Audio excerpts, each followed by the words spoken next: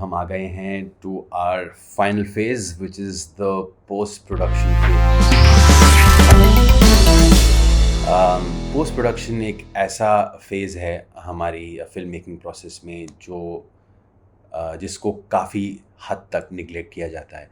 Bye neglect I don't mean उसको एकदम sideline किया जाता है। बाय निगलेक्ट आई मीन जितना इम्पोर्टेंस उसको मिलना चाहिए ना, उतना नहीं मिलता है।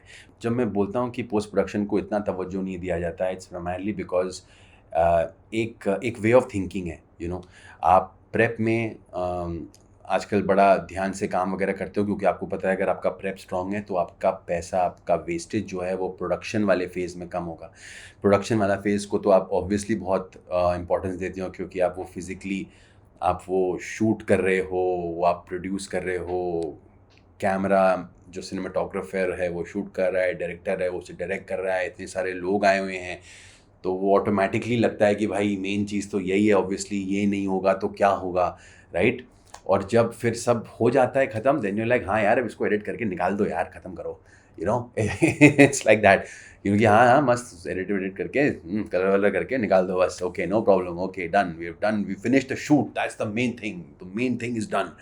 But no, that's where the difference in attitude can make all the difference between a great product and an average product or a half decent product, if you know what I mean.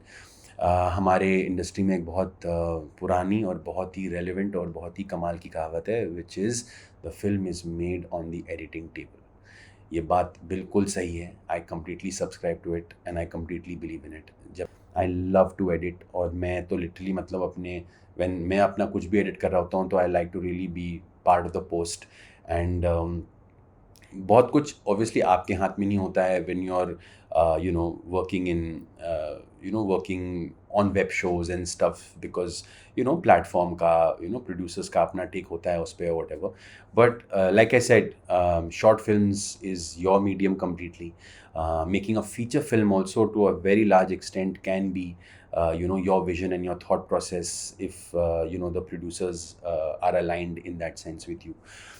तो that's why I think laugh के perspective से आपको अगर मैं post production के बारे में कुछ बताऊंगा तो I think it will be the most clear, the most unadulterated form of examples that I can give you, because the post production of laugh is completely my voice, it's completely, and as in obviously my entire crew put together, but I'm saying that it's entirely in semblance with the balance that we as a post-production team have made, or it's always about the right kind of balance that you make between all the little elements that go into post-production. So obviously post-production में जो पहला की element जो हमेशा आता है, जिनको producer सबसे पहले हायर करते हैं, वो होता है फिल्म का एडिटर। आपका जो एडिटर है वो आपकी फिल्म मेकिंग के मिस्टेक्स को बहुत उम्दा तरीके से कैमोफ्लाज करके, ऐसे एडिट करके, ऐसे फ्लॉज निकाल के आपकी प्रोडक्ट को ऐसे प्रेजेंट कर सकता है जैसे आपने मतलब कोई शूट पे गलती ना की हो, और फिर सबको लगता है कि वाह डायरेक्टर ने क्या शूट किया है। बट कोई इस बात पे गौर नहीं करता कि वो एडिटर ने 2-3 चीज़ें ऊपर नीचे की तो वो शॉट इतना अच्छा निकल के आ रहा है। उसने ऐसी जगह पे कट मारा है जहाँ पे इम्पैक्ट क्रिएट हो गया। So that's why a good editor can really make a difference. That's why they say good editors make for good directors, because उनको उनके कट पॉइंट्स पहले ही पता होते हैं। एंड ऐसे ही मतलब कोई भी अगर फिल्म मेकर या डायरेक्टर हो और वो एक एडिट ओरिएंटेड डायरेक्टर होगा तो बहुत ज़्यादा चांसेस हो जाते हैं that he would really save a lot of time and a lot of resources on set. इसको एक्सप्लेन करेंगे एक एग्जांपल को लेके।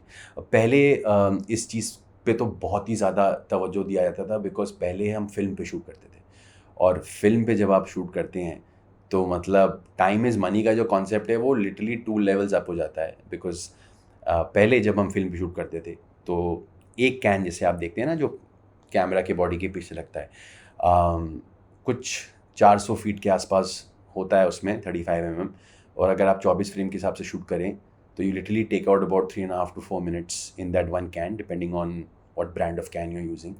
And that can would cost you in the 2000s, I think it would cost you roughly somewhere around 50,000 rupees as far as I can remember. So that's a lot of money which is only taking out about 3.5 to 4 minutes of footage. तो आप सोच सकते हैं मतलब producer धक धक धक धक, मतलब हर टाइम एक एक्टर दूसरा टेक लेता तो डायरेक्टर बोलता अरे बाप रे, तो चौथा टेक पे आ गया यार, मेरे तो इतना पैसा निकल गया already, which is why if you remember वो वन टेक आर्टिस्ट है भाई, तो वन टेक आर्टिस्ट है। ये सब टर्म्स वहाँ से निकल के आई हैं, बिकॉज एक्टर अगर एक टेक में ही अपना टेक दे के निकल जाए तो भाई कैन तो बच गया ना, कैन बच गया तो रील बच गई, रील बच गए तो पैसे बच गए। सिमिलरली अगर डायरेक्टर अपने शॉट्स पहले से जानता है कि मतलब मैं आपको एक एग्जांपल देता हूँ, तो स्क्रिप्ट में कुछ सीन ऐसे लिखा हुआ है कि हीरो अंदर आता है, दरवाज़ा खुलता है, एक गुंडा ऑलरेडी उस कमरे के अंदर है, हीरो अपनी गन निकालता है और हाँ करके गुंडे को उड़ा देता है और वहाँ से चला जाता है। स्क्रिप्ट में ये सीन लिखा हुआ है। नाउ इसको आप कैसे शूट करेंगे, कोई नॉर्मल डायरेक्टर कैसे शूट करेगा? He will shoot the scene, दरवाज़ा खुला, हीरो आया, उसने शॉट लिया, बंदा मरा और वो दरवाजे से चला गया। अब आप इसको एडिटिंग टेबल पे लेके जाओ, आपको जैसा रखना हो, जो करना हो आप एडिट करके अपने हिसाब से आगे बढ़ो। अगर डायरेक्टर को अपने कट का अंदाज़ा पहले से है, ही इज़ वेरी कॉन्फिडेंट कि मुझे मेरा एडिट पता है और ऐसे ही ख़त्म होगा, तो मैं ऐसे ही शॉट लूँगा, आगे बढ़ूँगा, इससे रिसोर्सेज बच जाते हैं। कैसे? I give you an example. तो जो नया डायरेक्टर आया है उसको अपनी कट्स पहले से पता है, तो वो कैसे शूट करता है? दरवाज़ा खुला, हीरो आया, ठां उसने शॉट लिया, गुंडा मर गया और कैमरा बस हीरो की शक्ल में आता है, एक बार वो लुक देता है और कट। अब उसने क्या किया? ये पूरा जो था कि अब हीरो निकल के कमरे से बाहर जाता है, वो सब उसने शूट नहीं किया। लेकिन वो वेस्टेज है, मुझे नहीं चाहिए। मुझे पता है हीरो है, हीरो का मुझे फेस पे इम्पैक्ट दिखाना है, उसने गोली मार दी, एक लुक चाहिए मुझे, उसी से कट होके अगले सीन में चले जाएंगे, वो एकदम करेक्ट सीन है, मुझे पता है this is how it's going to work, this is all फालतू, मैं नहीं करता ऐसे शूट। तो वो डायरेक्टर वो चीज़ नहीं शूट करेगा। अब वो अगर उसने शूट नहीं किया, देखो तो आप खुद देखो क्या हुआ। वो एग्जिट हीरो की लेने में जो रील लगती वो बच गई, वो रील बच गई तो पैसे बच गए, पैसे बच गए तो प्रोड्यूसर खुश हो गया और यहाँ पे डायरेक्टर का नाम अपने आप होने लग जाता है इन द सर्किट कि भाई this guy shoots fast, this guy is good with what he does and he knows his cut already. Editor obviously also sees कि हाँ भाई डायरेक्टर को ये कट अच्छा लग रहा है, मेरे को भी अच्छा लग रहा है, इट मेक कंप्लीट सेंस, आगे बढ़ो, टाइम बचाओ, क्रिस्प फिल्म रखो, तो everyone's happy and that's how things are done. So ये basically होता है एक एडिटर का काम। और now edit perspective से what was the really fun thing that happened or one of the highlights that happened with the whole edit scenario in Laugh. Laugh को edit किया है मेरे एक बहुत अच्छे दोस्त निखिल सेन ने। निखिल को मैं इनफैक्ट लाफ के दौरान ही मिला था, because I was looking for somebody young, somebody जिसको मुझे ज़्यादा पैसा भी ना देना पड़े, बिकॉज पैसे तो सारे ख़त्म हो गए थे।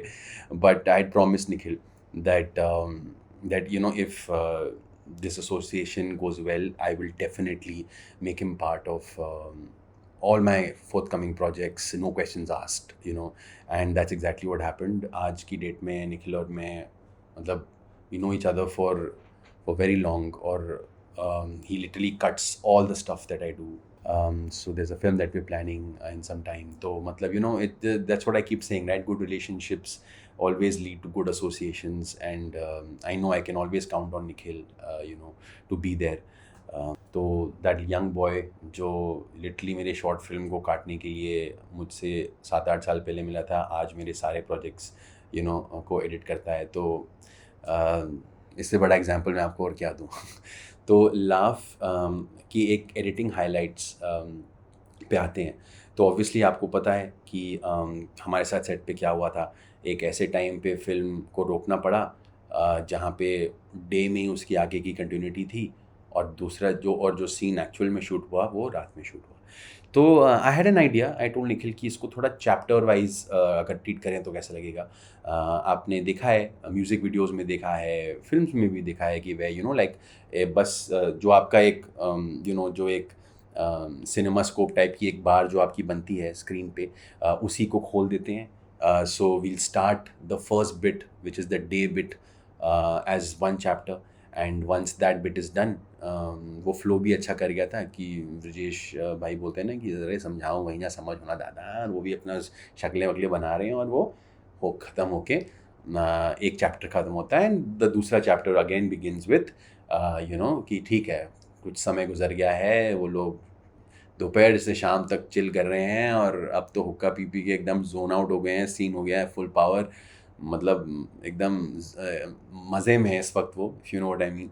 और उस मज़े में बकैती हो रही है, और इट वाज कि फिल्म आधी इज़ बेस्ड इन 67 एंड आधी इज़ बेस्ड इन 2016.